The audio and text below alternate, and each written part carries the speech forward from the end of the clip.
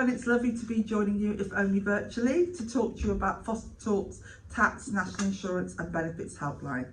Please do remember, as members of FosterTalk, you have access to us via FosterTalk 9 to 5 Monday to Friday, and we're here to help you.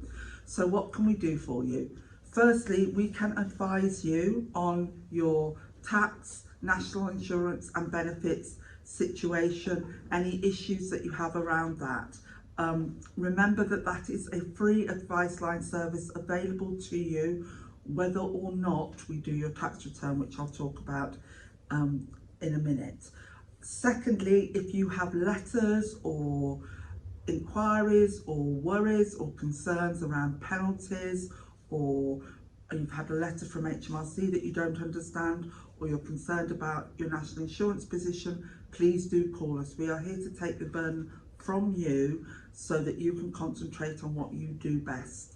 And the great advantage you have with us is that you won't have to hang on and wait for ages for HMRC to answer you. We will answer the phone quickly for you. If you happen to not get through to us, leave a voicemail and we will come back to you on the same or the next working day. We know all the answers and we are here to help you. Because remember, if you speak to the self-assessment helpline at HMRC, you are probably speaking to someone who has had some training but may not know anything about fostering, and that can lead to misunderstandings and in some cases misadvice. And the same, I would say, goes for national insurance and state benefits, because foster carers are a special class of people in all those fields, and there are special rules which, with the best will in the world, you may not have access to instantly, but we know all the rules. We can tell you what the rules are, so you can go back into your interactions knowing that you know the right answers. So we are here to help you, and that's a free advice line service. And then alongside that, if you wish us to, we can prepare your self-assessment tax return for you on an annual basis. That is a flat rate fee service for FosterTalk members of £145, including VAT, plus specific small add-ons, but that service is there for you. But please remember that you do not have to be a tax return client to get access to our free advice. Good free advice is good free advice, and it's available to you all as FosterTalk members. So let's take it right back to basics. What are your obligations to HMRC? Once you are approved at panel, you become a self-employed person. And what that means is that for every tax year, you have to declare your profit from your fostering, along with any other taxable income that you have in that year, and file a tax return. Now, a tax year runs from the 6th of April to the following 5th of April. The system is currently always working a year in arrears. So the first thing that I would say to you is, at your point of approval, do not panic. If you think, oh my goodness, what's all this self-assessment issue, you have plenty of time to do what you need to do. Because HMRC will not know that you are self-employed and need to do a tax return until you tell them. So if you're new to fostering, the first thing you need to do is inform HMRC that you are a foster carer, and you do that by completing a form CWF1 online. It asks for your name, address, date of birth, what it is you're doing, blah, blah, blah, blah.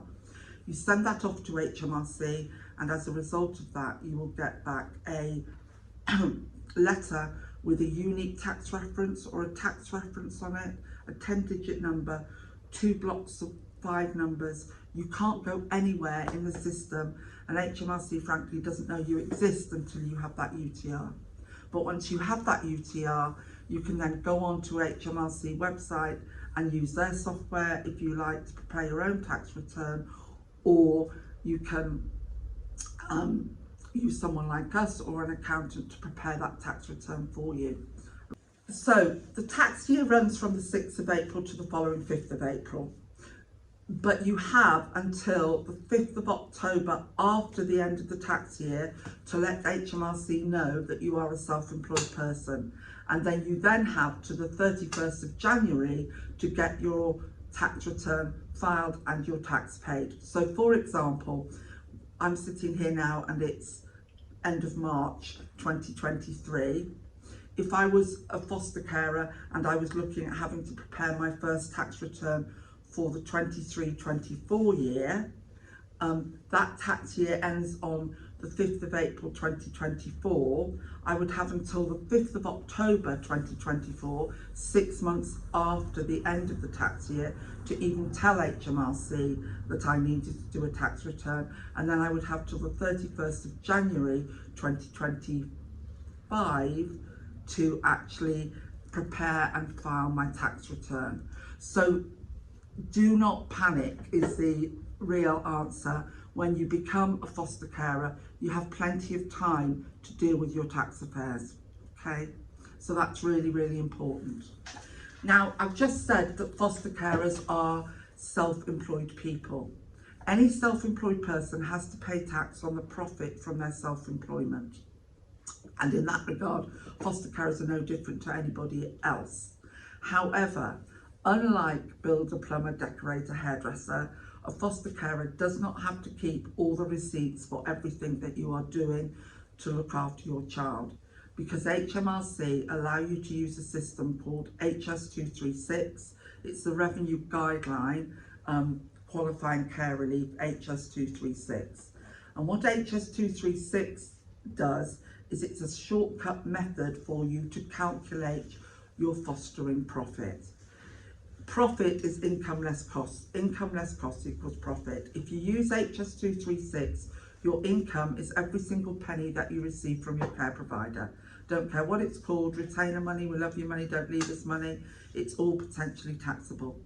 But against that, you get round sum allowances. And those round sum allowances are currently £10,000 per year for a household allowance, recognising that it costs a foster caring family £10,000 a year to run their fostering world.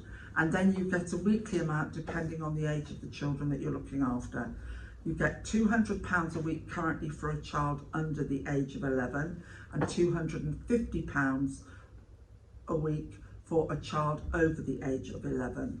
And that is whether you foster for a whole week or part of a week. If you do respite, you'll get the whole week's allowance, even if your child is only with you overnight for one night in the week.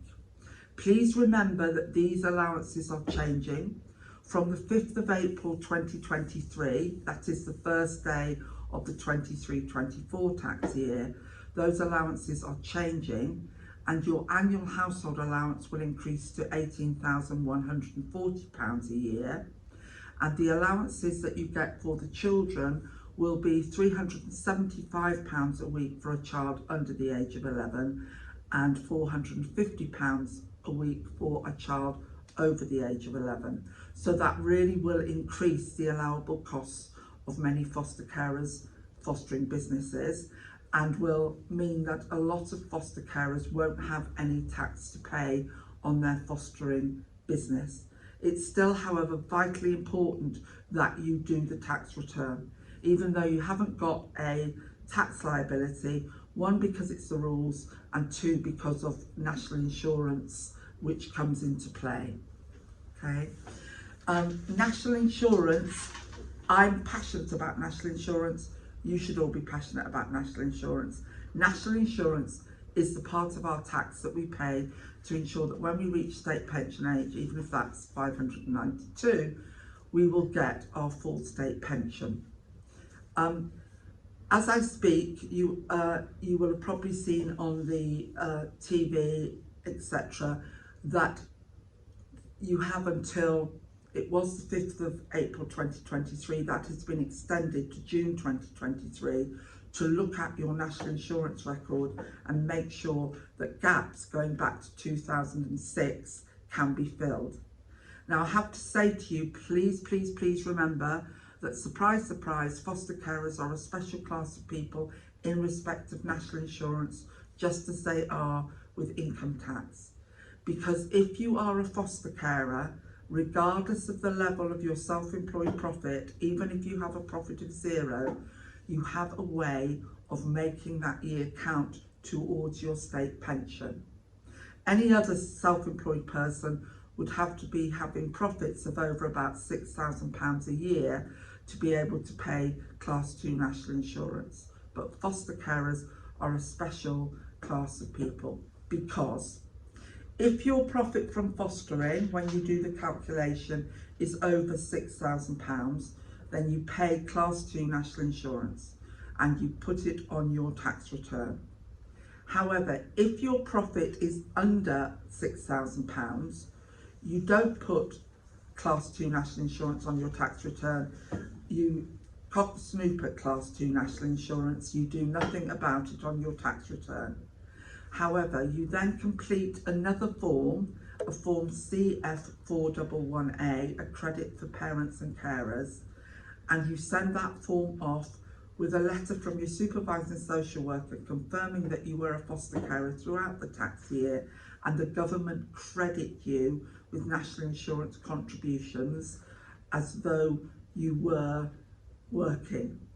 The CF411A looks a daunting form when you look at it, but really all you have to do as foster carers is put your name, address, date of birth, national insurance number, ignore all the reams of questions. Right at the end of the form there's a question, were you a foster carer in the year?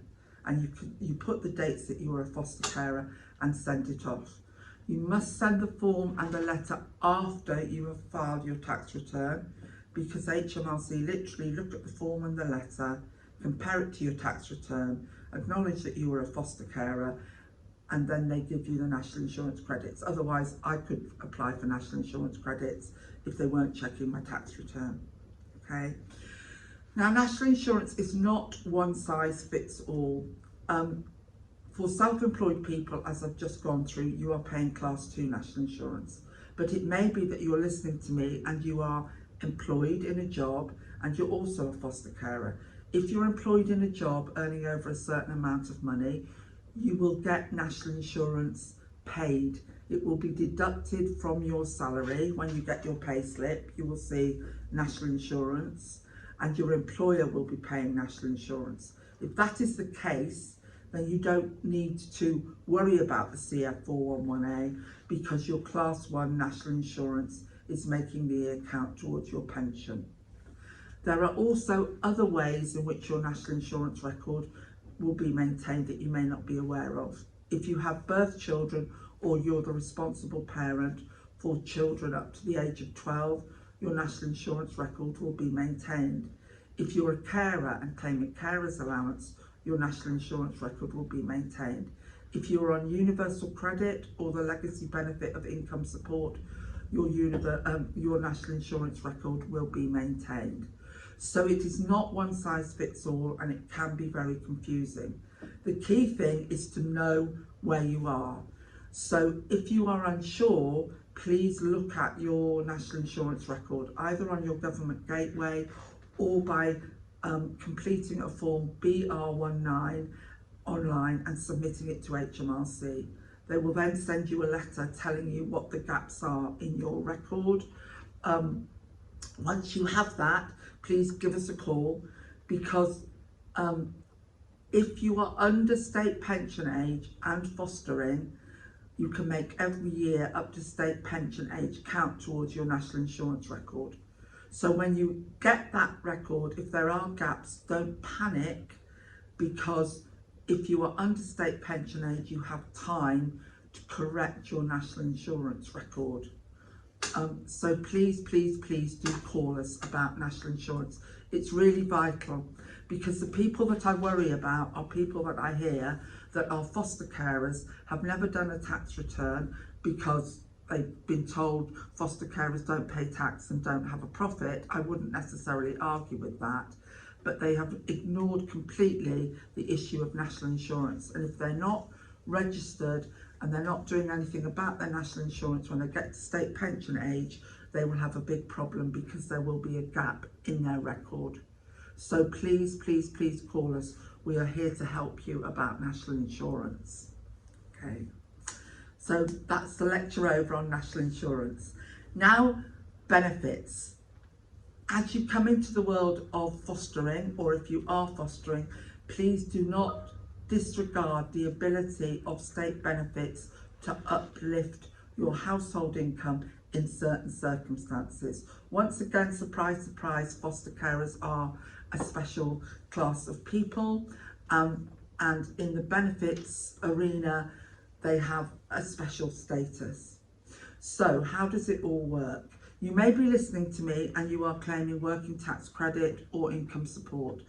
Those are legacy benefits. They are legacy benefits because no new claimant will be offered working tax credit or income support. The benefit that you will be offered if you are a new claimant is universal credit. If you are on working tax credit or income support, you will remain on those till one or two things happen. Either you report a change in circumstances or the whole postcode area that you live in goes on to universal credit. So if you're listening to me and you are a new claimant, you may be entitled to universal credit. The first thing to say about universal credit is that it is a means tested benefit.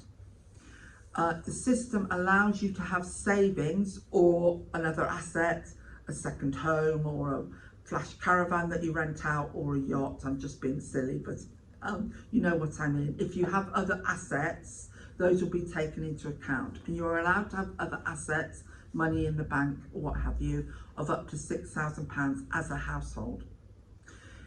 Between £6,000 and £16,000 there is a sliding scale, your benefits will reduce, and if you have savings or assets of over £16,000, you have no entitlement to means tested benefits. So before you start thinking about anything else, assess whether you have those assets. If you don't have those assets, you may be eligible to claim universal credit. What universal credit does is it uplifts the household income of low income households.